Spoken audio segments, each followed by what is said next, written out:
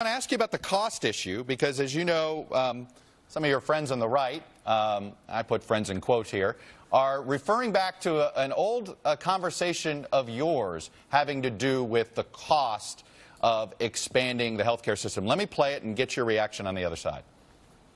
You want to guarantee that all people have access to healthcare as you do in Canada. But I think what we understand is that unless we change the funding system and the control mechanisms in this country to do that, for example, if we expanded Medicaid to everybody, right, give everybody a Medicaid card, we would be spending such an astronomical sum of money that, we would bankrupt the nation. Obviously, Senator, the issue of this is there's the idea of health care for all is something that has majority support. And then when you remind people how much it could cost, how much taxes go up, then people get concerned, and obviously you were concerned about the finances there. Explain what you mean and how you can change the funding system to not make this so astronomical. Okay, very good question, Chuck. But here is my hope. You and I are going to discuss this within 5 minutes. I would hope very much that NBC and CBS and ABC allow us some serious discussion time to explain to people in our country why we are spending so much more than other countries. But very briefly, and I would hope that we can have an hour discussion at some point on this issue. Very briefly, this is what we're going to do.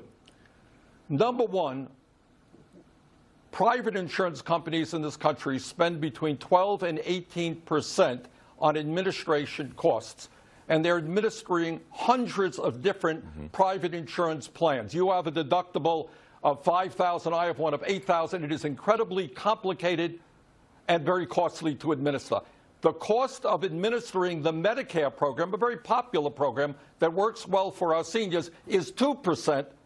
We can save approximately $500 billion a year just in administration costs. Okay. Second of all, because we pay so much more per capita on health for our prescription drugs, by having Medicare negotiate drug prices, we can save over $100 billion there. So that's a lot of savings.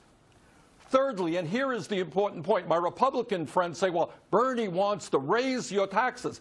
They forget to conveniently mention that Bernie wants to do away with the private insurance premiums that you're now paying. For example, Chuck, the average employer who has a worker who makes $50,000 a year is spending $13,000 a year on health insurance for that worker. The worker himself or herself is spending $5,000, $18,000.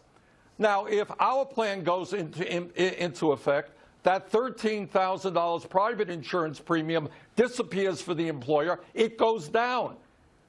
The amount of money that the worker is now spending, that $5,000, goes down. We replace private insurance premiums with Medicare premiums. The average middle-class worker saves money.